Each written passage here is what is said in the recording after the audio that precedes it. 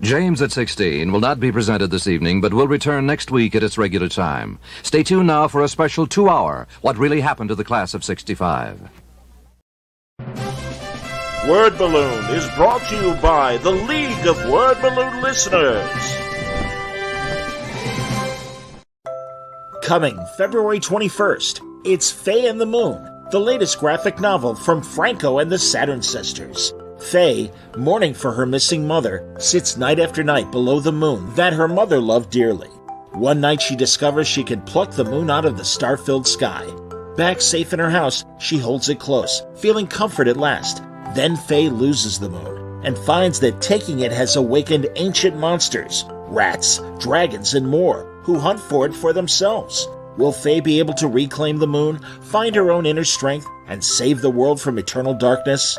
Faye and the Moon comes from the minds of Franco, whose works include Tiny Titans, Superman of Smallville, Archimaniacs, Itty Bitty Hellboy, and The Ghost and the Owl, and art from the Saturn Sisters, whose animated works include Sesame Studios' The New Neighbors, Hulu's The Awesomes by Seth Meyers, and PBS's Mira, Selkie from the Sea. Pre-order Faye and the Moon now. Available in bookstores and comic shops everywhere, February 21st.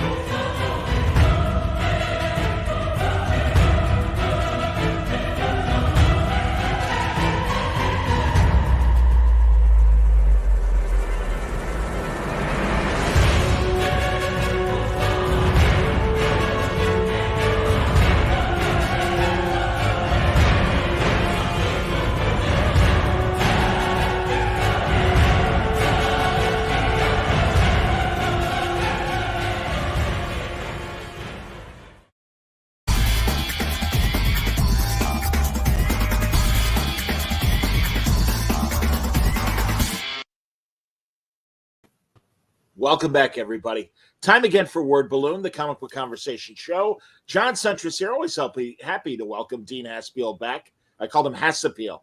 I told him my Chico Marx pronunciation of Dean Haspiel. You know what's funny about that is when my name has been spelled wrong, it's always my first name. It's never my last name, and you're the first. It's amazing, and I didn't know how you did it, but I love it. But I've been known as like they get Dean wrong. They get like David, Dan, whatever. But the two that bothered me the most, although one is kind of cute, was when a publisher called me Bean Haspiel, like a baked bean or whatever, red bean, black bean. Sure. But the one that hurt me was Dead Haspiel. Oh my God. Dead Haspiel. And that was in a solicitation. It was like, come on. Dude, Baltimore 2 years ago. They give me a free table. They give me a nice location, and it's Wood Balloon. I'm like, oh man, come on! And that's an anthology, man. I love that. I want to do something with that. Wood Balloon. Wood Balloon. That's like those are two words that aren't meant to be together. Exactly, man. I know. Yeah, very anachronistic. Absolutely. That's so funny, man. What are you? Well, it's good to see you. Good to see you, buddy. I know. I'm saying some Reed Richards thing happening with your hair? Like that? Yeah, I know. Isn't that's all natural? I swear to God, everybody. But yeah, it is. I know. I gotta trim down, and otherwise I'm gonna be fat Reed Richards at the camera. Oh, stop it. All right. I don't mind. It is what it is. Seriously, C2E2 is coming up at the end of the month. And of course I'm gonna put this out there and everyone's gonna go, do it. I have it on Halloween at Art and Franco's comic book store in Skokie, Illinois. I have cosplayed as a 66 Batman Penguin Goon with the white lettering. It's so easy to do. It's such a cheap, easy costume. And those who know would easily recognize that. But now that I'm looking at you, you could be a Ben Grimm version of Reed Richards, That's true. That's you true. know, Heavy or Nick maybe Fury. A Hulk Richards, Or like do the eye patch and do heavy Nick Fury. or Absolutely. Nick Fury. Absolutely, I like it.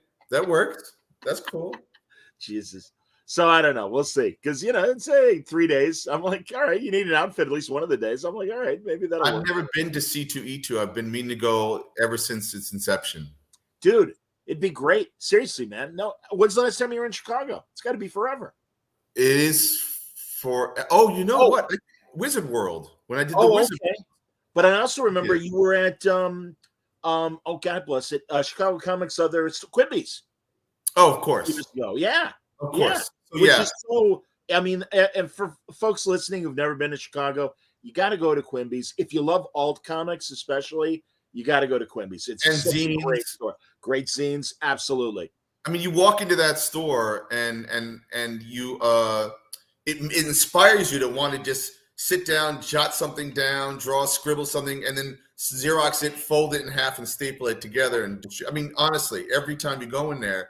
In fact, I think isn't the logo designed by Chris Ware? I believe. I believe that is correct because certainly it is one of Chris's hometown stores. Yeah, and we have a version we have a small kind of Quimby's next to Desert Island here in Williamsburg, Brooklyn, New York. So that's another satellite. I don't know how many there are, but yeah, we have one there as well. So it's pretty cool. And the zine movement is alive and well at places like Quimby's, and of course too. And I'm glad it's coming back this summer.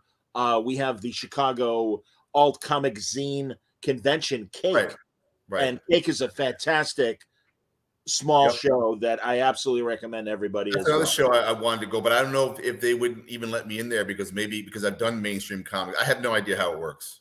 Yeah, I forgive me, Dean. I wish I could point you in the right direction. Right. I'm sure they'd welcome you back. Jeffrey Brown has done mainstream and alt comics, and Jeffrey's always he's Star Wars now, right? I mean, he does Star Wars up to great?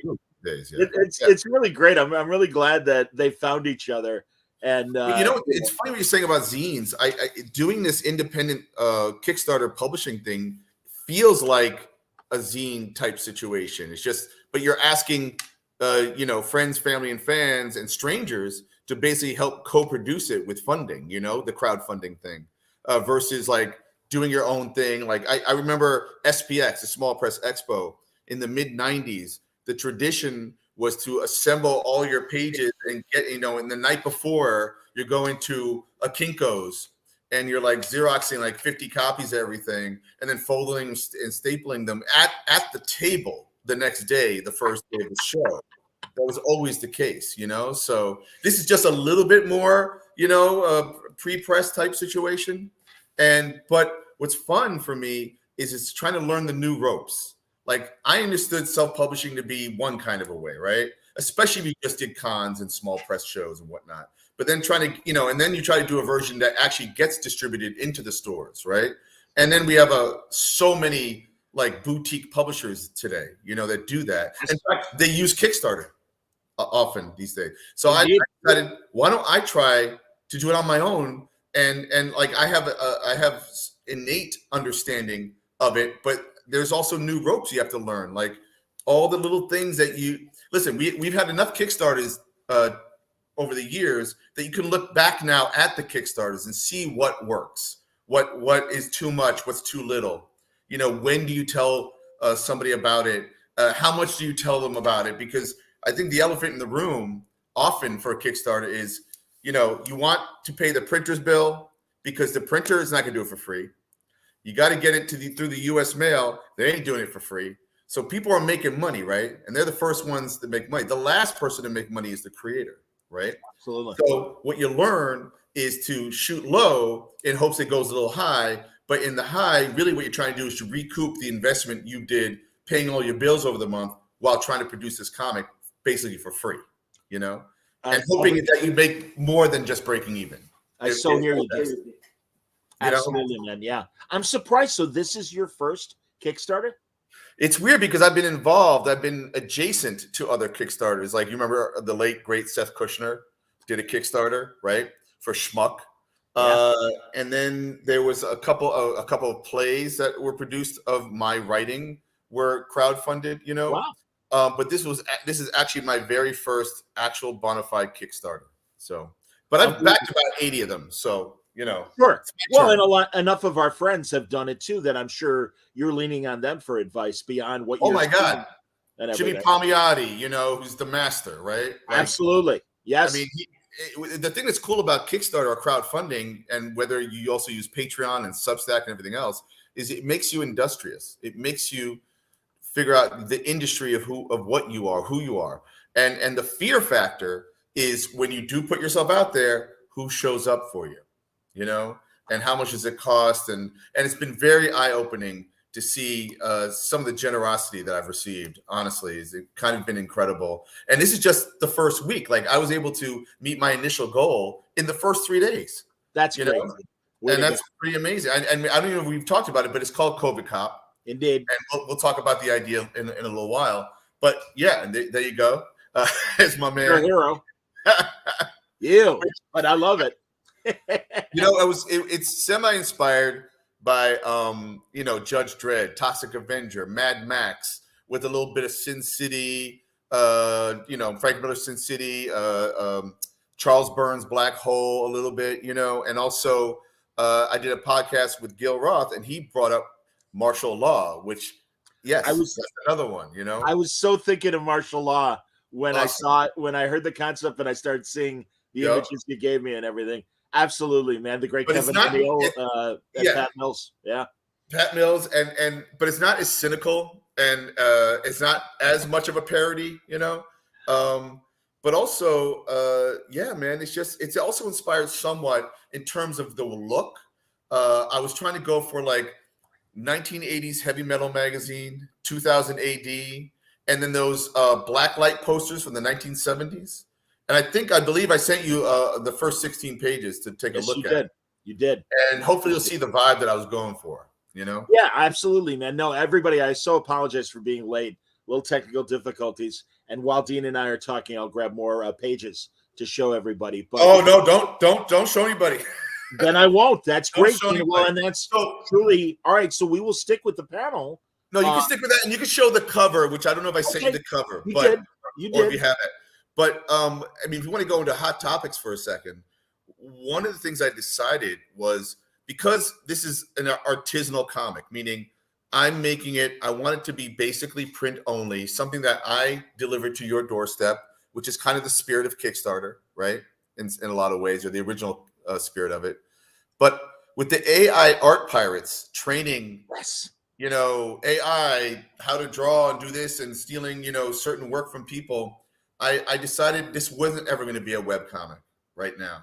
Like, this is something that you have to get only from me, or if I choose to work with some, retailers that are friends of mine. Oh, there's a page. Actually, that hasn't been shown yet, but you can show that. Oh, I apologize, buddy. That's okay. That's okay. That you can show. That's not been seen. But thank you. And that gives you a sense. Sorry, buddy. No, that's fine.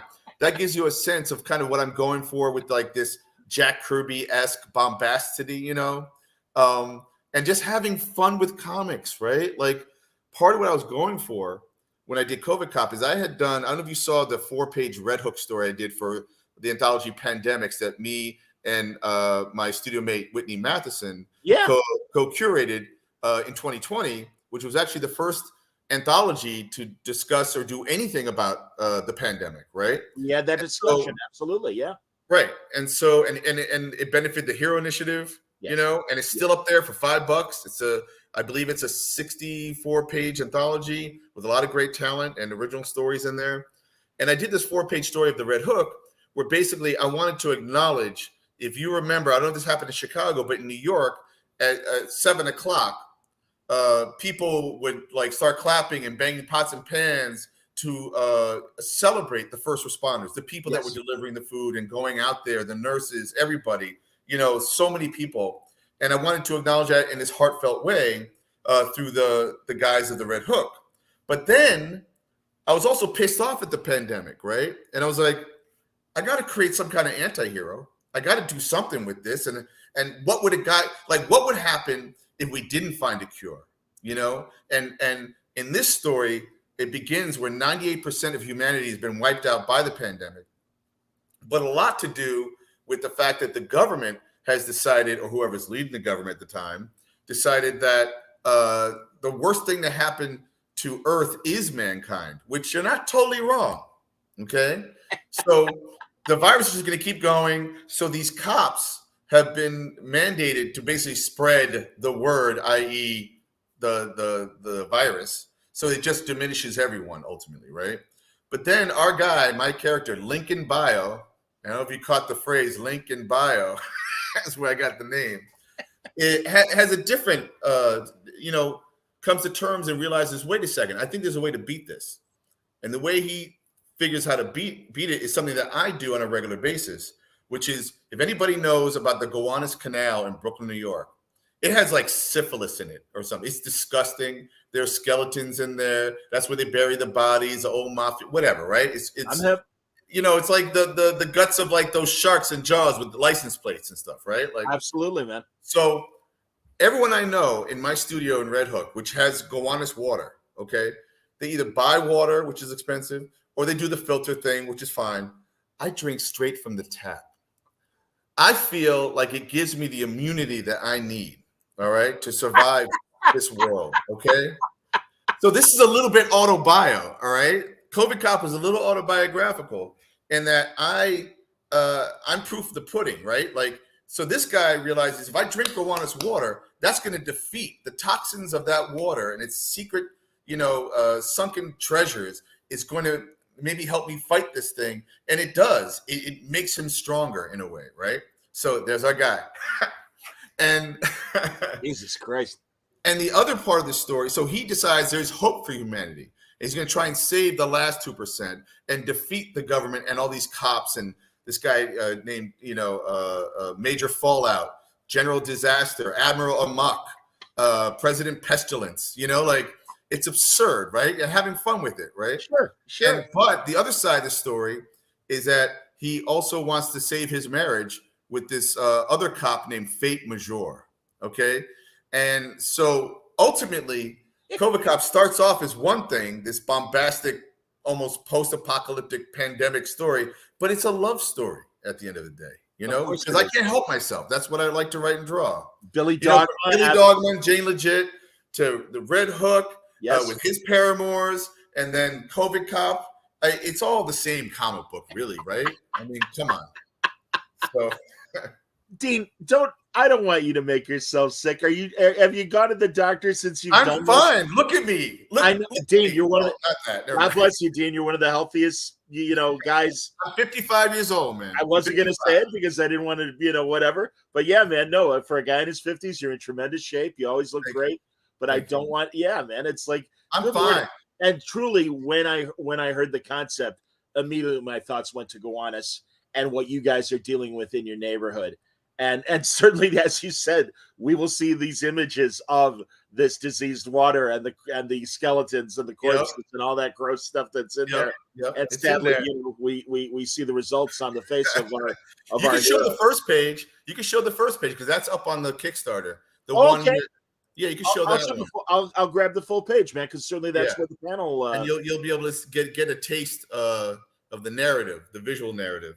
Excellent. And then I can also show you just little thumbnails because people always like to see my thumbnails. Oh yeah, no, we like to show you a little bit of process Absolutely. Here.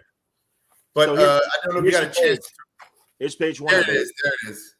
So that's how the story starts, with like this, canal, and you see a skeleton dead fish, and it's all green, and he's pulling up, and I like an ear is falling out, and there's a bone, and then he's talking kind of like in this like pulpy kind of written way, which is a lot of fun to write, which is kind of like influenced by, Mickey Spillane, Richard S. Prather, Frank Miller, Right. Even Alan Moore in Watchmen, and we get Rorschach's narrative and stuff. Yeah, man. Oh, thank you. That's great. Totally. I'll need that quote for later. No. Oh, my pleasure. Absolutely, man. Hey, I just talked to Dave Gibbons about his autobiography a couple. Oh, that's right. And he's doing an autobiography now. It's a prose or yeah, drawn. It's prose. There's a ton of art in it. But it's rather than it being a linear story of I was born in and then I went to school, it's an A to Z look at his life and work. Oh, that's great. So yeah, it's fantastic. B is one of the there's a Batman section in B. There's a Right. Before Watchmen section in Okay. B. And it was just tons of great art, but really, really great stories. When is that coming out? It's out. Let's see. It's already out in the UK. Okay. I believe it might already be out in the direct market this week, and I know it's going to be available on Amazon next week. Okay. So soon. yeah. All right, great. I have a running joke with Dave Gibbons. Every time I see him, to me, he looks like a character in a Guy Ritchie film. He looks like a European hitman, like just suave, handsome, but there's something like underneath, Sinister. Yes. Right? And he's got such a great look and a great voice and attitude. I love Dave Gibbons, man. He's the man. One of the best cartoonists ever, 100%. And as I always say, and I think you'll probably agree, he and Walt Simonson run for the office of nicest guy in comics. Oh, hell yeah. Both of them are like ridiculously kind. Yep. So, it's absurd. Except for that one time that Simonson pulled a prank on me, which I'm sure you know about. Do you remember this? Tell me. So when I was I was first the assistant for Bill Sienkiewicz in 1985, working on New Mutants and Electro Assassin. And next to him was Dennis Cowan, Michael Davis. That was one room. Down the hall, my buddy Larry O'Neill, Denny O'Neill's son, was working with Howard Chaykin on American Flag.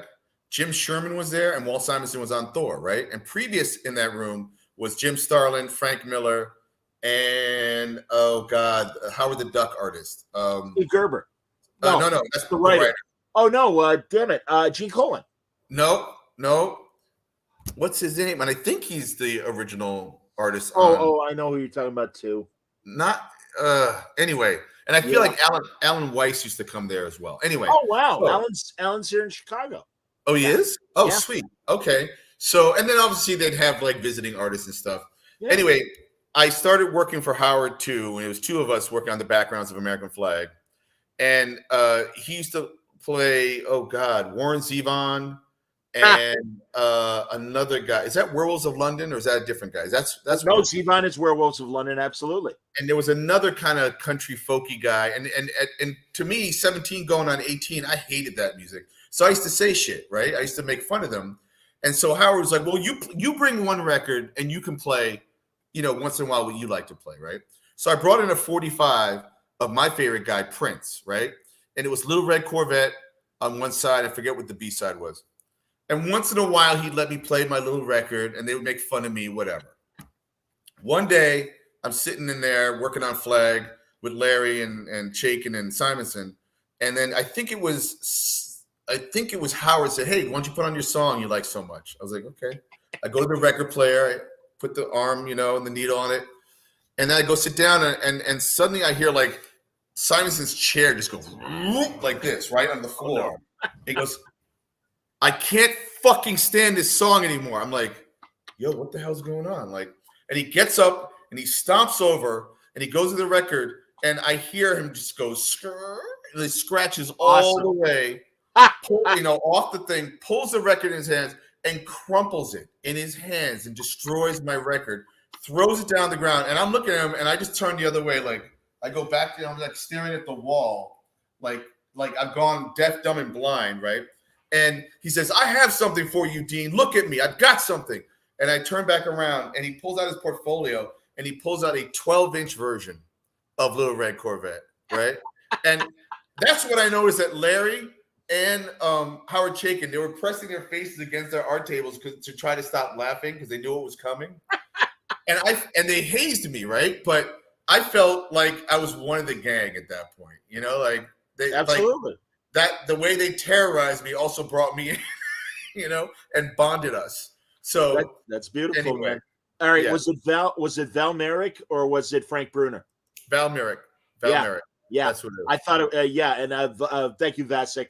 I was letting Dean finish his story. I looked it up as well. I believe that's and that's why I knew it was like V or something, and of course Val. Yep. Thank you. So. Yeah, I think that's. I mean, I know that's who it is, or Howard the Duck, and I believe that's who was originally in. It was called Upstart Studios. Oh wow! In the Garment District on like 29th Street and like 8th Avenue in New York. So beautiful. And again, I'm like 17 going to 18, my senior year of high school. Music and Art has just gotten married to Performing Arts and became LaGuardia High School. So my last year was LaGuardia's first year. And me and Larry, like, instead of going and, like, I don't know what kids do at 3:00 after high school, we're hopping a train and going downtown to work on some of the most amazing comic books ever made. That's Like, cool. and I'm learning about Jim Thompson. I'm learning about a guy named Otomo Katsuhiro or Katsuhiro Otomo and some comic called Akira that hasn't come out yet in America. Things like that. It was unbelievable time. Oh The man, 80s. you were learning from the deans, pardon the pun, but Oh yeah, absolutely, man, it's absolutely. that's amazing. Hey, I don't know last time you saw Larry O'Neill. Like a month or 3 or 4 weeks ago. Well, give him my best because truly, he connected me with his dad in his dad's last couple of years, and I had some really amazing conversation. Yep. Yep. And it meant so much to me. And yeah, I mean, I've will. certainly thanked him a million times through email. But yeah, And he also wrote that great story, that tribute to his father in Green Arrow, illustrated by Jorge Fornes, called Tap, Tap, Tap. And that got nominated for an Eisner. yeah. His first professional comic, huh? Way to go, Larry. Absolutely, man. No, that's amazing. And I so envy you guys and the lessons you likely learned at the I mean, field. that was our comic school. Like today, you throw a dart at any school, and now they at least talk about comics or have it maybe part of an art section of the art school. When I was a kid, it was shunned. I went to music and art high school, and the teachers didn't teach comics. They frowned upon comics. I think maybe SVA was teaching it, and that was about it, right? So, like, no, man, I learned comics through making comics and seeking professionals and seeing how they did it. And they taught me how to draw and think in those terms. And then, of course, going to film school, because I went to SUNY Purchase, I went to art, I transferred to film, because you're learning narrative, through pictures. Even though they're moving pictures and sound, it's still pictures that are edited next to each other, like in comics. You have to earn that next panel or exploit the narrative space of the blank page, and how the narrative real estate of the blank page. How do you turn that? Because when you look at 2 pages of comics, right? Do I have a comic book here? Where? Hold on a second. No problem, buddy. Comic. There's this little kids comic called My Buddy Killer Croc, right? Yeah. And it's just beautifully illustrated. But just take 2 pages and you're omnisciently seeing everything, right? When you turn the 2. But then you got to start at one panel and work your way over from the hierarchy of the word balloons, the way it's staged. I mean, listen, I just spent 3 weeks at the Atlantic Center for the Arts mentoring comics with 6 associate artists. That was a lot of fun. I did that about 10 years ago in 2012, and I had the opportunity to do it a decade later. And that's partially why I don't know if you can see a tan or red skin, or I look like a sun-dried tomato. But it was a lot of fun, and it's always eye-opening for me because I'm no master. I'm always learning, and to see 6 other approaches and then navigate between that, just so that we all bring some kind of clarity to our work and be able to communicate our ideas the best we can. That's the point. And in fact, sorry to make it all about comics lessons, even though we're talking about COVID Cop. We love this. What are you talking about? I have this is basically the cover. It's not. Stand by. Boom. That's basically what the cover is going to be like. Outstanding. And then this was a Xerox of the original drawing I came up with, which is about this big, really, when I was scribbling in 2020. And then that's what I used to inspire me. And then this is the script I wrote. Okay, where excellent. It's kind of written like a screenplay type with some notes. Sure. But then this is the key part right here: is to take that script and whatever's in my head, and then turn that. You see these layouts? See my hand? Sure. That's not that big. And these absolutely those are good breakdown sized. Yeah. That's where I figure out how to tell this comic through the little narrative. And if it makes sense that big, it'll make sense when I draw it big, right? I get it. Then scan it in and do everything else you got to do it. But this to me is the key part of making comics right here, and the hardest part. And sometimes you can spend hours on a page trying to figure that out. What's the best way in your mind? And you know what? That was one of the things I taught at ACA or challenged people with was, okay, I gave them 2 scripts. First one was Harvey Pekar from An American Splendor Story. And we all know how Harvey writes. He takes a piece of paper, puts a line down that way, and 1, 2, and then 3. And anyway, there's 8 boxes. All he writes is the script. What is the words that's going to be in that panel? Sometimes he draws a stick figure. Then again, the next panel, the words in the script. He's not telling you a description. He's not telling you what to draw, what angle, how many. Sometimes it's not even how many of these panels go on a page. It may be 1 page, it may be 4. Who knows? You as the artist has to read this, interpret it, and then regurgitate what you think it looks like visually, and pay attention to what he's saying and what can you show that he's not saying, and vice versa. So that was one challenge. And then the other one was a Fantastic Four script that really was, page 1, panel 1, description. Reed Richards says, sound effect. Dr. Doom says, panel 2, panel 3.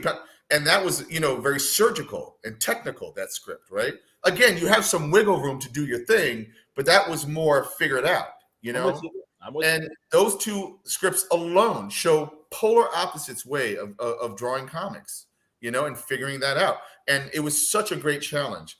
And you hope that a lot of people right now, a lot of people I meet or mentor are more auteur, right? They don't collaborate as much. So there's also the art of collaboration, So we actually did another comic where my student mate Whitney Matheson, who I mentioned earlier, wrote an original script in the spirit of like a Harvey Pekar, where it just was the text.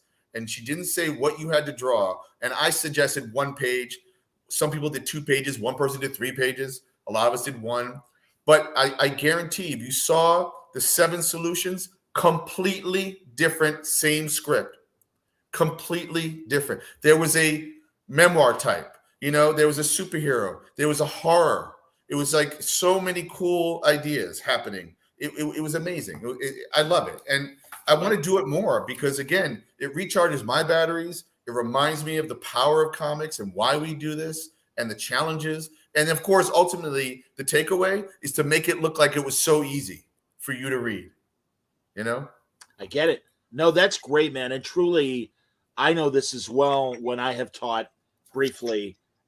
When you get kids in and their ideas, it only energizes you. And it makes you think about things in a different way. You are learning as much from your students. And it makes you accountable to your own ideas because, you know what? Maybe that idea doesn't work. Or, wow, I had no idea that thing that I was kind of like skipping or just not paying attention to is the gold right there. That's the piece of gold, So I don't know. I love it. I love the form. But I also like writing plays. I like making short films right now. I'm going to try and do more of that. Like, I was going to ask, that's great to hear, man. The other reason why I'm doing the Kickstarter is to not only how to, learn all the ropes of what it takes to be an independent publisher and a creator and all that stuff, which again, I feel like I've tasted a version of that. Hey, what's up, Whitney? Hey, Whitney. I was going to say, tell Whitney hello. So good. I'm glad you're watching, Whitney. We miss you.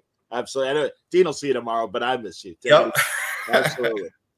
One of the things I relearning, like thinking what comics are, because again, I started in this business. Well, no, I started wanting to pencil the Fantastic Four at age 12. Eventually, I would pencil Ken and FF a little bit here and there, right? Absolutely, and your Thing miniseries as well. And then there's that, right, with Evan Dorkin. So I did do some of that. But what you really learn is when you discover American Splendor by Harvey Pekar, when you can write your life story, right? And the other memoir artists did that. But he just wrote and other people drew it. Or there's a Chester Brown who did Yummy Fur and all kinds of other comics, and he created his own universes, right? So you hopscotch between how do I want to collaborate and work with someone or be the custodian of a character like I did with the Fox with Mark Waid, doing dialogue. Archie comics, absolutely.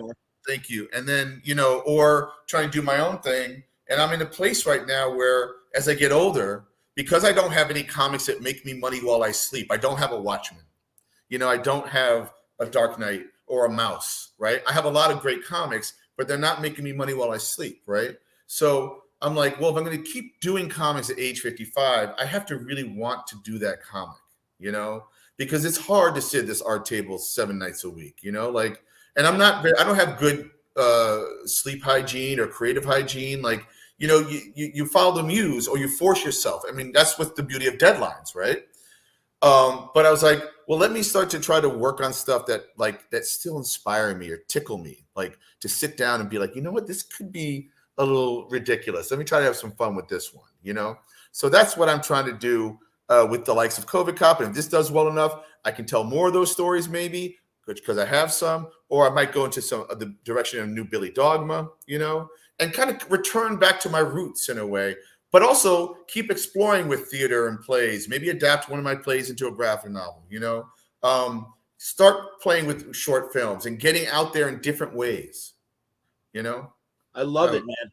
No, the whole thing. Vasic wants to know, are you working digitally on those layouts? Mm-mm. I didn't think so, but go on, because obviously they're blue pencil. They're blue pencil on paper, and they really are like 2 inches wide by 3 inches tall or whatever. The dimension of a regular comic, reduced. And like I said, like even if it's just stick figures or whatever and word balloon placement, you are trying to figure that out, like in the context, and have fun with it, right? Like often we can get, also constraints are good, like the 9-panel grid that Steve Ditko used to use in Spider-Man, right? That was then later used in Watchmen and tons of other comics, right? Absolutely, Tom Dark King Knight used the 9-panel grid a lot, right? With Mitch Gerard. But yes. and there are good constraints. I did that with Billy Dogman at Activate in 2006, 2007. I just did square panels that could either be a close-up or a vista or in between, right? But absolutely, then you try to figure out what project, what works for what project. And I mentioned earlier to someone else that, like, if I was to adapt any of my plays, which is making me think, how would that look, right? Do I try to do it like a comic book, or do I actually add a constraint? And I was admiring what Kyle Baker did with Why I Hate Saturn, where he would draw like a panel square, and then the words would be usually underneath, or if they're talking in the panel, and then other words underneath, like a caption outside, kind of like what I did at Webtoon with the Red Hook, where I would have images and then words would be in between the images, to give more gravitas to the image, because on Webtoon, a splash page is a panel on your phone. Right. So that was my initial fear of digital comics, was we would lose the impact of the splash page. And certainly now the iPad has made it different. It brought it back. It basically, the technology worked back to the original comic. Like comics were trying to fit into digital with widescreen and cut up panels and pinching and this and that, right? But now you can, if you have an iPad, read it like a comic book. Just backlit. It actually just, the colors look nicer. Honestly, man, over the last week, I've been talking a lot about digital comics. Mark Wade was on last Monday, and I was talking to him about Thrillbent and the things he tried to do. I think back to what you did with Billy and also your Activate stuff. Right. But also what you did too with Webtoons. How was the Webtoon experience for you with Red Hook? So, I think I had an autonomous 5 or 6 years where I got paid to write and draw something I own with not too much editorial oversight. Like, although maybe I could have used some, who knows? But dude, like that was a very special time, to the point where it's actually almost the reverse right now, where I'm like struggling and scrambling, but I'm also doubling down on investing in me, like doing this Kickstarter project, right? And seeing where that goes, right? But the constraint of the Webtoon being the vertical scroll, right? Comic was like you had to change the way you think. You had to if a reveal was to the right in a comic or whatever, you turn the page, this was at the bottom of a panel. Vertically, yes. Vertically, right? And you had to abandon all landscape panels, do not fit. That doesn't work. Inset panels get cut up, but you don't really use an inset panel that way, like Howard Chaykin does, Sure. So there was a lot of things that had to be removed, and you had to force yourself into a different direction. But of course, I was laying out the comic once for 2 things. I was doing it for the web, cut up web, but then also eventually appear as a page in like an image comic, right? Absolutely. So, and in fact, not image, but I might be doing a collection of all the material now as an omnibus, or maybe a 2-volume thing with another publisher that I'll be announcing at some point soon. So that sounds great, Dean. I'm really glad to hear that. But yeah, honestly, it's interesting when these were brand new, like Webtoons and some of these other digital initiatives. Certainly what's going on with Substack. It is interesting to hear creators talk about the experience, both the creative side, the process side, but also, do you feel, did it bring you a new audience? Do you think? Oh, okay. So that's what I was going to say. I don't think it did. I don't think that my comic did well at Webtoon for a few reasons. One being, it's not really a superhero vibe over there. Right. that's Yes. what I got, Yes. you know. And so, yeah, my comic is technically superhero, but if you read it, it's a lot of other things, right? So Of more course it complex. is. So not to diminish superhero, because actually I think that all genres is superhero. When you put all the genres together, crime, science fiction, romance, western, autobio, it becomes one thing, superhero, when you put them all together. So anyway, and I love superhero, right? Yeah. But I feel like that there wasn't a lot of traction for superhero, the genre, over at Webtoon. It was more a younger audience that wasn't weaned on that stuff. They were more into the soap opera of romance and kids kissing or not or whatever. And I get it, that's cool. So, and also maybe my style wasn't exactly, because I hail from Kirby and Ditko and those guys, Absolutely. Yes. But you would think I might actually, where I probably would do well is the YA market if I ever dared to do a YA book. I think my art style, like Kirby and Ditko today, would today do very well in the YA, except for this guy. He's a little gross. Well, yeah, but again, but I'm really thinking more of your figure position. But there's a simplicity actually to what I do as well, right? Like, it's not that sophisticated. It's not like the way Marvel and DC artists draw today. I can't draw like that. What's his name? Dan Mora on Wade's on World Finest. We talked a lot about Dan Mora. Yeah, unbelievable. Yes, yeah, and incredibly fast apparently too. Yeah, and I think he's doing 2 books a month now or something. That's what Mark was telling me. That's insane. I don't get it. But hey, that's awesome that it works for him. Yeah, but Dean, again, I agree with you, and I love that you said if you really pick apart these genres, at the end of the day, especially in comic book form, they are superhero. You've got your main character. You're going through their trials and tribulations, and and being presented in a very visual, dramatic fashion and everything. The effective ones. So, and also, you're right. I mean, Webtoon started in South Korea, and you think of a lot of the Asian comics and manga and YA and teen romance and soap opera and stuff. No, I understand, but that's why it's really interesting the way Webtoons and Tapas have become their own thing. Right now, this week, one of my sponsors is Zest World. And Zest World is dealing with a lot of traditional comic creators and doing digital comics in a very superhero or American mainstream form.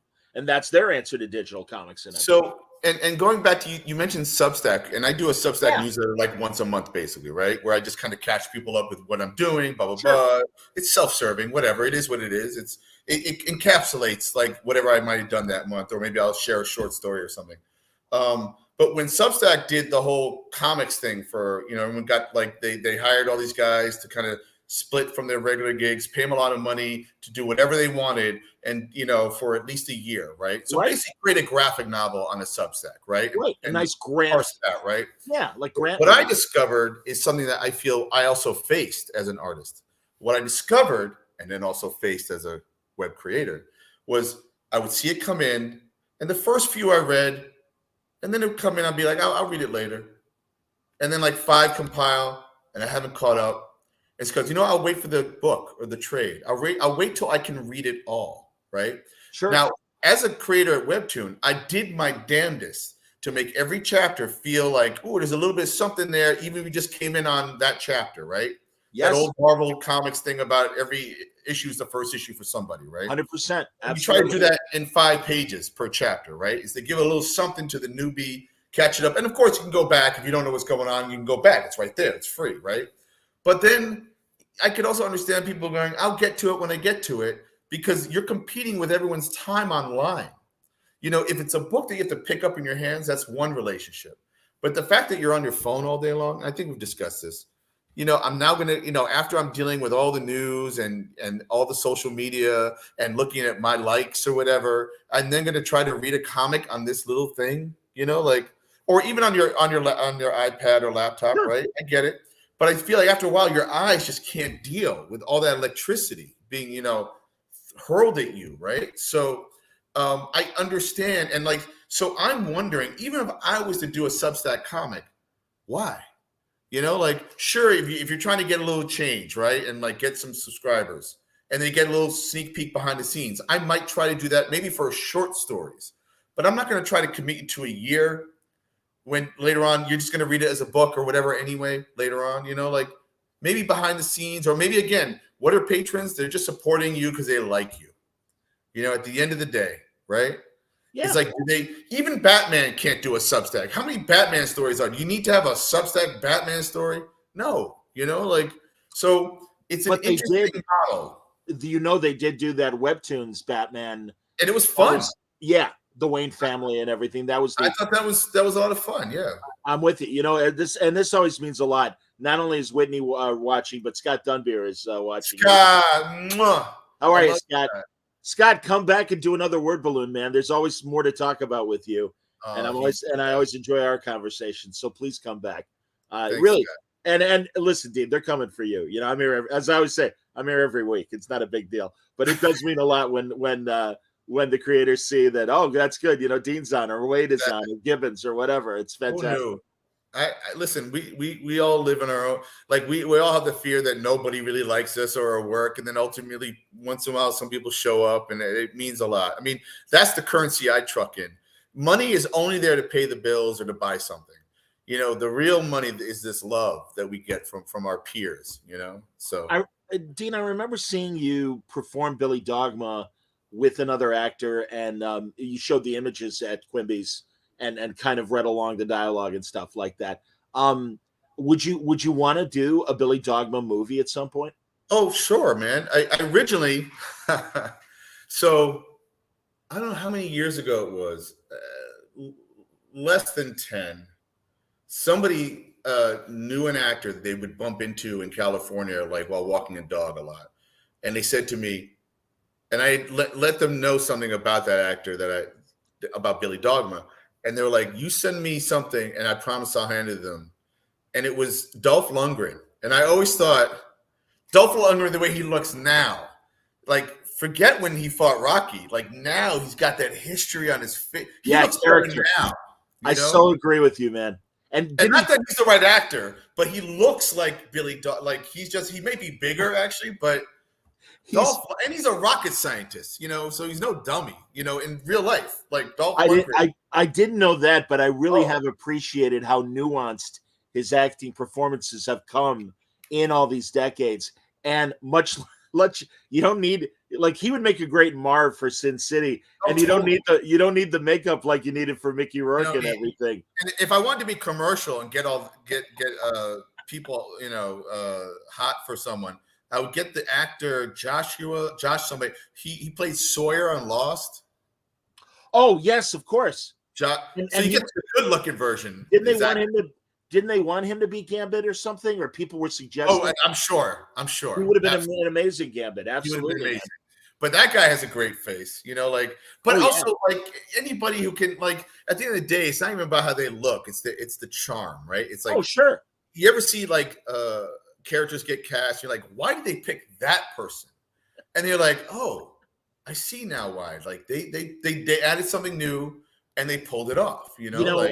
Well, and I'm a massive Robert Parker fan of Spencer, and I at first when they announced Spencer for hire and it was Robert Urich, I'm like, that's not Spencer. It's like somebody a little uglier and a little more, just again, he needs a weathered face. But I have to say, he really embodied the character, and he really made me a believer. And I heard Parker in interviews say, actually, I really like what Bob brings to the. He was great.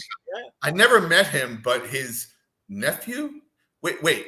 So Robert Urich's brother. Oh, his son would be who? Nephew? Yeah, that would be his nephew. I don't know who he was. So his nephew, Christian Urich, was one of my good friends. Oh, wow. And his father was an actor, but his brother was more famous. Sure. His uncle, meaning his uncle. I'm with you. I'm with you. Absolutely. Yeah. And then, Christian Urich, a.k.a. Cooley C., he used to be in a rap band called Raph and Cooley back in college days. And he lived with me. I did a comic about him and us. And then now he has a band called Tortured Soul, and he goes all over the world. He lives in California. He's an old pal of mine. Shout out to Christian Urich. Now that we brought it up. So I love it. That's fantastic, man. No, but it's true. Like just, why do you cast or going back to the thing you said about me reading out loud. Yeah. So the first few times I did that, it was awkward and like, you're not supposed to read a comic book out loud in front of people and like perform it. Right. But then ever since then, and now most of my scripts, I write to possibly be read out loud because you never know, right? I mean, I've done, Annie Nesenti, right? Of course. Annie Nesenti, right? So Yes. she lives in Tribeca and she has a beautiful loft, right? For many, many years. And like we like once a month she'll host like anything goes kind of night, usually with a guy that curates these like alternative underground comedians, and then they'll add me and I'll read like a comic or two or show a film. Whitney actually as well. Hi, Whitney again. Has also shown some stuff. And it's so much fun. It's got like, again, mostly like comedians and other folks and filmmakers and occasional littering of cartoonists. And it's so much fun. It's like, it reminds me of old school New York, like way back in the day, like we don't have that anymore. I was going to say, man, I'm so envious. No, the salon sort of atmosphere. Yes. I'm with you, man. Dino, God damn it. Why don't we live in the same town? Why don't I live down the street from you guys? I'd be bugging you every night. What are we doing tonight? Absolutely. What are we doing? What we're doing tonight is drawing at the art table most nights. Let me tell you right now. I hear you, man. I hear you. I'm going to show you something that my pal. Please. Dave, my friend Dave Proch, who's an artist, I'll have to let him know, did some fan art for COVID Cow. Oh, that's great. Isn't that cool? Perfect. Absolutely. So that's my first piece of fan art is from this great artist, Dave Proch. He and I worked on, you've heard of Run DMC. Of course. So we worked on a comic with DMC for a song. He approached me in 2020 after I'd done a podcast with him and our mutual pal, MC Search from Third Base. MC Search, a.k.a. Michael Barron, was in my homeroom class at Music and Art LaGuardia. And then he grew up to be MC Search and everything. So he had a podcast where we talked to different kinds of folks, including me, Josh Neufeld, but a lot of rappers. Oh, wow. And then one night he had DMC on. And then the next morning I'm getting texts from someone saying, I got to work with you. I'm like, who is this? And DMC had gotten my number and started texting me the next morning. And so he had this new song called Me and My Microphone. And it was it featured DMC, Chuck D, Ice-T, DJ Jazzy Jeff, and produced by Bumpy Knuckles. And I was like, oh my God, he wanted me to do a cover for the single. So I did that, but they didn't release it yet because of the pandemic. And then when we decided, I came back at him. I was like, dude, you're like the Avengers assembling. We got to do a comic about this song and do it like a 16-page comic where it's like you guys getting together and assembling to fight like some bad guy. And that's what the song could be about. So I got a former studio mate, N. Stephen Harris, to actually draw it. I wrote it with DMC. And then my buddy Dave Proch, who drew this, did the cover. And it was like this fine art type cover. And he also does a lot of work on Instagram and he works with rap podcasts and other stuff. So it's really cool. That's fantastic, man. Yeah. No, I hear you. That's I work with a hero, DMC, who's like my friend now. Like, what? That's insane, listen, I am the biggest fan of what I love.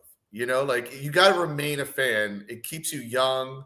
It keeps you excited. It gets you to wake up the next morning without dragging, anyway. You need art in whatever form. And it does. It feeds your soul. I know the first concert I saw post-COVID, I saw Nick Lowe. And the Straight Jackets opened up for him and were his backup band. And, again, I was afforded a great opportunity in the 90s working at a rock station. Right. And to see so many free shows. And it's like, oh, man, I really missed live music. And it really, certain art just does. It touches you in a way and it energizes you in a way. And anyone who, and truly, same thing with comics and a great book or a great movie. Everything, great TV, even that for that matter. So I hear you. I think the first concert I went to post-COVID was Orchestral Maneuvers in the Dark. OMD. Absolutely, man. I'm only a couple years older than you. I was a new wave kid. I absolutely was a new wave kid. That's awesome. Awesome. And I also go to Black Box Theater. Written a couple plays recently. The War of Woo. There was something I wrote with Whitney that we did. Then she wrote a play that was a stage reading like a month ago. Like, you got to get out there, and especially if you're in a city that has that stuff. I know everything's gotten so much more expensive. It's much more difficult to do anything in cities, and it's crippling, right? It's messed up. But if you can figure out a way to do it, I think I took Whitney to OMD for her birthday. So, but no, you got to take advantage of it, or else move to Florida. But there's also a part of me now that I've been in Florida that I get it. I get it, man. We were watching a turtle eat grass. That's all I needed. I didn't need I understand. It didn't need to be a season of it. Like it could just be 5 minutes of a turtle eating grass, and it just changed my world, man. Like, or go step in the ocean and just stare at the water. Like I don't get to do that. No, I hear you, man. But honestly, I my current apartment where I'm in, I'm subletting from my buddy, and he's like, he wanted to buy the condo as an investment. And he's just like, where do you want to be? Do you want to be in the burbs? I'm like, no, man, I want to be in the city where the live theater and the live music is happening, man. I'm like, I miss that. I really had a great decade in the 90s when I worked at WXRT where we would do this stuff all the time. And I'm like, no, that's the fun. That's the energy. But I feel, all right, this is my current feeling, right? And I could be totally wrong. You either do the city or the country, like the suburbs I can't do. The template, the cookie cutter, whatever. Right. That's my understanding of it, right? And I could be. No, you're right. Well, no, you're right. I mean, that was my first 20 years was living in the burbs. Right. So absolutely, man. So, but I can understand nature, and maybe it is versus nurture. Maybe city is nurture, and then there's nature, right? And I can understand, like, if you're going to do it, just go all the way and then visit the city if you can. Because, again, money is kicking all of us out with the cost of everything, right? And, yeah, you can't do Netflix all day long or be on Facebook or whatever social media. You can't do that. You need to go to things, That's where the real thing happens. Yes. That's where the real connections are made. I mean, sorry. Yes, once in a while it's really cool to see someone on Instagram, but I want to be there, Well, even this is nice, but it doesn't replace seeing it at a con, seeing it at a store, or going to a happening. Absolutely, man. Or going back to the zines we were talking about earlier, there used to be a place called See Here, kind of like New York's Quimby, right? Or Quimby's, where you go down the stairs in the narrow like hallway of a store, and it was thousands of zines that were, earmarked or whatever, or just bent, and like, or Fact Sheet 5 would come out like quarterly and would tell you about all the different things that, I'm surprised there isn't something like that for podcasts, unless there is, where it just tells you about all the podcasts and who's on and what's coming up.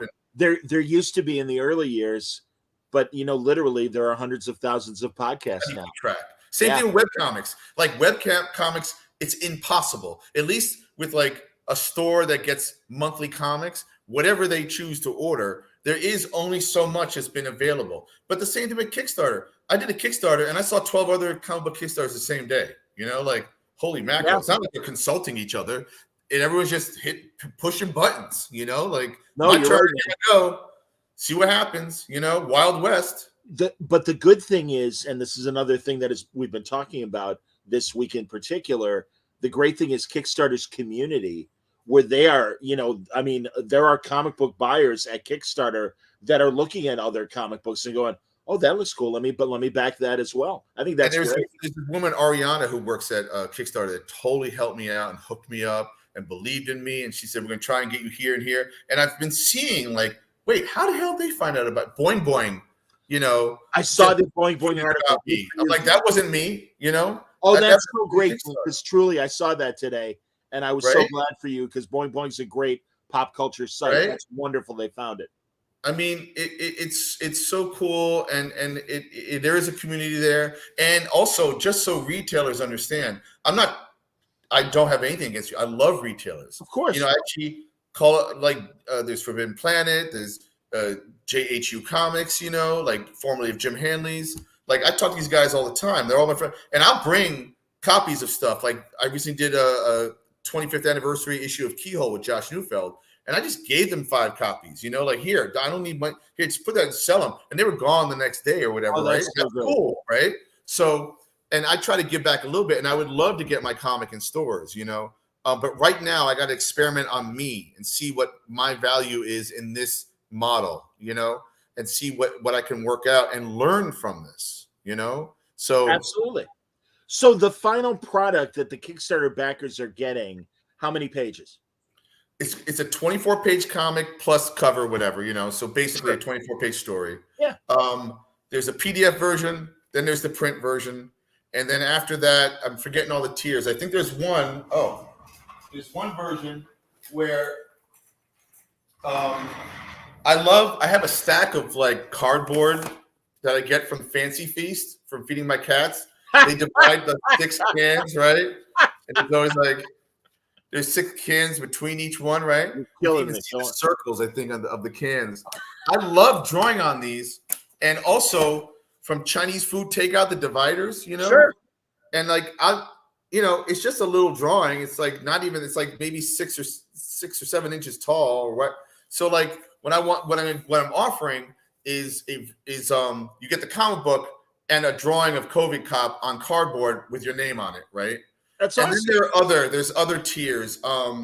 There's what I'm calling a COVID Cabana, which would be like a 2-hour Zoom with special guests, and we all just go buck wild, and maybe it'd be like entertainment or trivia or whatever. Just have a fun 2-hour plus the comic book. Yeah, Everything that's comes fun. with the comic book, And then there's a 1-hour basically consultation for rookies and veterans on helping them with their comic or giving some kind of insight, And then there's the last one for now. It's called The Cure, and that is for $500. You get like an original drawing, 9x12 drawing of any character you want, plus the comic book, of course. And I'm thinking about doing some stretch goals, which will be like these fun little items that I'm looking into right now. So that sounds great, Dean, honestly. And I'm so glad you're doing this. And thank you. Glad you're experimenting with Kickstarter. And I think I really think there are a lot of different crowdfunding platforms, GoFundMe and the like.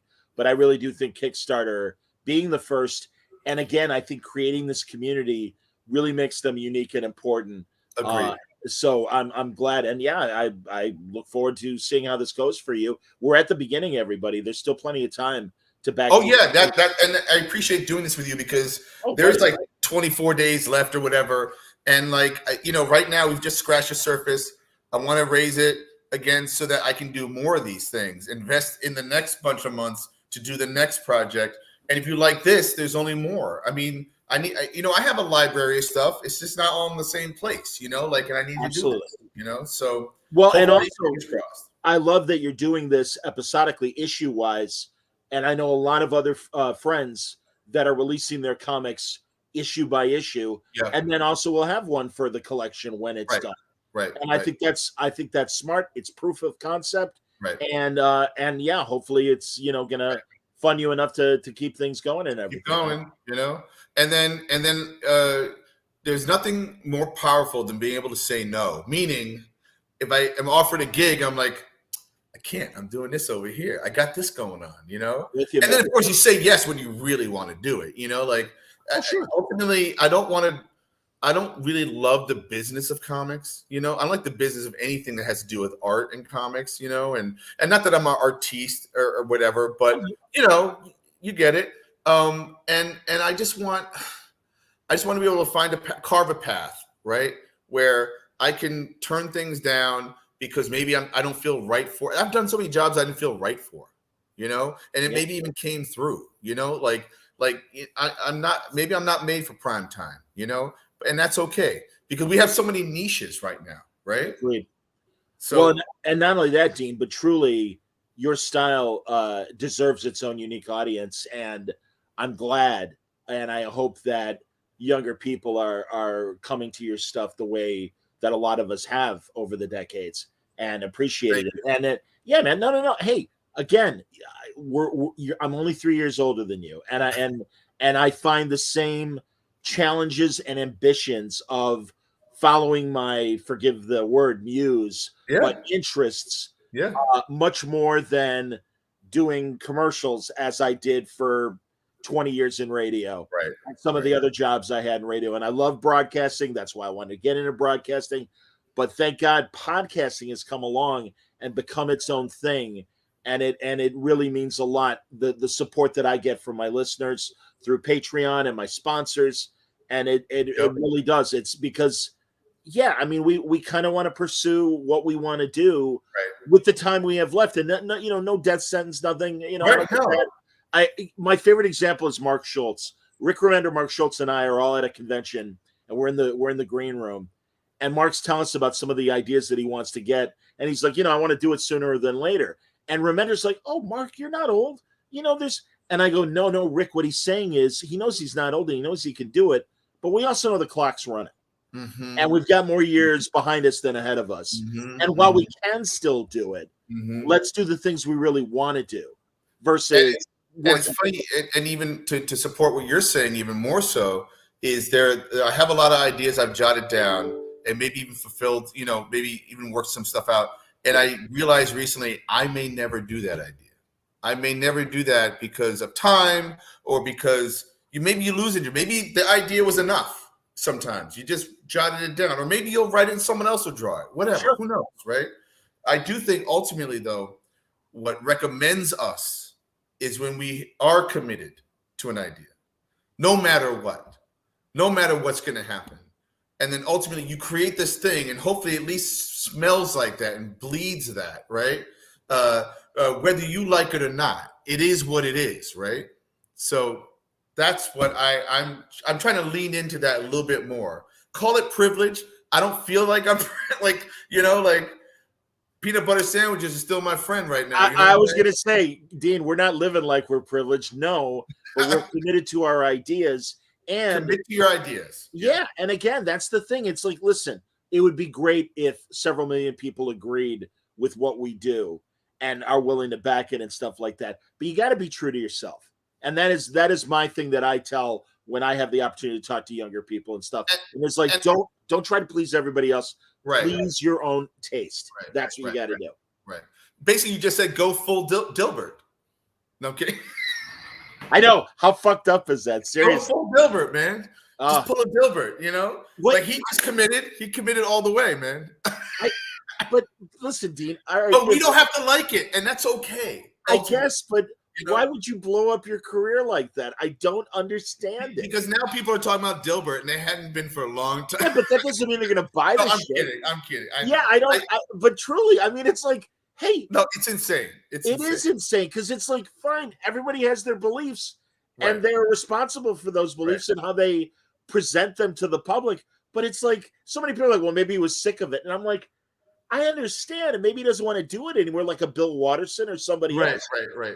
But why would you don't have to go that? You don't have to do that. Yeah, you don't have to do that. Jesus. Yeah. And by the way, and I didn't really read what happened, but apparently there was a poll that he was responding to. That also sounded really stupid. Like, why would you even respond to that stuff? It doesn't matter. I don't see the logic behind it.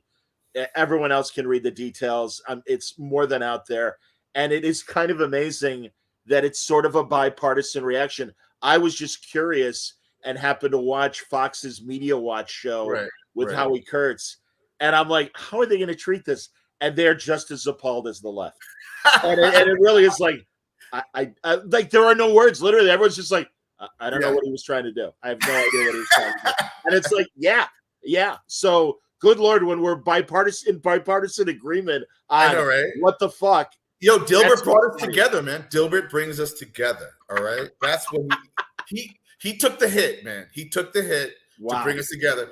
But on the flip side, I saw Art Spiegelman about a month ago. I love Art. Go ahead. All we talked about was how I wish I could get something banned because it would just increase my sales. He was like, that's one of the best things that ever happened to him was getting banned. It just blew him up more. Curiosity made people go, what is this thing? I need to see what this thing is. This mouse, that I've heard of, the blasphemy of mouse. Absolutely. And like, that's the flip side. That's the other. No, you're right about that, man. No, a couple of years ago, Art was running around with early examples of graphic novels, and they were all silent. And he had that great, I don't know if you got to see that performance. He brought it to the University of Chicago. No. And this is like 7 or 8 years ago. And it was so great to see. And he did it, I know, in Sydney, Australia, and somewhere on the West Coast. He only did a handful of these. And every time I've only had a one conversation since, and I'm like, Art, you got to do that again. And it reminded me of what you were doing with Billy Dogma, although you were doing the dialogue. But it was so cool, and it was this wonderful presentation. And last time I talked to Art was when he did that forward for the Marvel collection of stories. He had that editorial in his introduction, and they made him get out of whatever. So he published it on his own. Good for you, Art. Absolutely. No, he's great, man. He's one of our heroes, no question. Yep. So Excellent. there's your range. You got Dilbert and you got Mouse. And all you got right? Art. Absolutely, man. I think we covered comics just now somehow. Everybody go to Kickstarter, look up Dean Haspiel's COVID Cop. It is beautiful. It is fantastic. Dean did treat me to the first 16 pages. You'll see this first page on the Kickstarter page as well. 24 days to go as of this recording. Worth your time, worth your money. And yeah, man, let's get inside the head of Dean Haspiel on his latest adventure. Thank you so much, John. Love talking to you, buddy. Seriously, don't be a stranger. Anytime there's something new, Dean, you got to just put up the bat signal and we'll all come running. You know that. Love you, John. Thank you. I love you too, buddy. I love you, Whitney. Thank you so much for watching. Scott, we don't know each other well enough to say I love you. I like you a lot, Scott. But no, seriously, everybody, it was great that you could join us today. I hope you enjoyed it. More Great Word Balloon Live coming later this week. I'm going to be talking to Alex Segura at some point about some of his new works that he's been doing. So join us. And also, of course, we got to keep reviewing Star Trek Picard. And because I can't help it, Dean. I'm an addict. I'm a Star Trek addict. I have not seen any of that. I mean, when it comes to Star Trek, I watched obviously the original Star Trek. The next time I watched Star Trek was Discovery, and I don't think you like Discovery. Is that right? I hated this. I like Discovery. I haven't seen the most recent season. They're holding it till next year. Good night, Whitney. Thanks, buddy. And thank you, Karaoke Fanboy TV. Thank you very much for watching. And their studio. That must be Russ. That's one of my artists in ACA. Hey, Russ, what's up, man? That's awesome, man. FOMO, represent. Yeah, we called our studio FOMO because 10 years ago, it was Studio YOLO. And I was like, what do we call it this time around? And I think it was another artist named James Green that said, why don't we call it FOMO? And I was like, oh, I like the sound of that. Fear of missing out, like fear of missing out. Fantastic. Yeah, YOLO was you only live once, and now it's fear of missing out, That makes sense. Those are beautiful. I love it. That's great. Before we go, Dean, any book signings or conventions coming up for you? Well, I mean, I'm hoping to be reinvited to Baltimore Comic-Con, my favorite show of the year. I tend to wander around New York Comic-Con. I mean, part of the Kickstarter is so I have new comics that I can sell hand over fist type thing. I don't get comp copies barely of anything I do anymore. It's ridiculous. And especially if I do web comics, there's nothing there until I put it into print, right? So one of the reasons why I want to do this is to have something new. And I would love to go to San Diego Comic-Con. I did that last year. It was a lot of fun. So I might go there, but not table, but again, wander around. Are you going to go to that? No, not this year. No. Okay. Yeah. Again, eating the peanut butter sandwiches and stuff. I hear you. I actually could only go because of kindness of my friends who get a hotel. They even help fly me, and I can get badges. So that's my, No, Sal Abinati from Alex Ross Art and one of my sponsors and stuff. I went on his good graces the last time I went to San Diego. So believe me, I know. Absolutely, man. But it is gotten crazier somehow. It's just overwhelming. No, but it's real expensive summer camp. That's my description of San Diego. Because it's all of our out of town friends. We're all together. We're having a blast. But we're shitting money. That's right. It's insane. It's insane. And paying airport prices everywhere. I don't know why. But yeah, no, I mean, I probably have some signings if I can or events, Okay. I might want to try and do some events, Well, everybody should write, Dean's Substack. What is the address? It's just Dean Haspiel Substack, and you'll or Instagram Dean Haspiel _art because somebody took my name and there's only one Dean Haspiel on planet Earth, but they took it anyway. I'm not going to fight it. But yeah, so it's easy. And I promote myself enough. You'll find when I have something going on. And I've always wanted to do a signing where you had to sign an NDA and bring a bathing suit. I like it. I don't know. Ultimately, is it a hot tub signing? Like, are we at the bathhouse, the Russian Turkish bathhouse? Like, I don't know what's happening. You tell me. All right. So wow.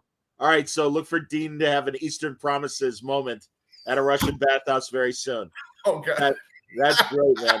All right. Until next time, everybody, stay safe, stay happy, stay healthy.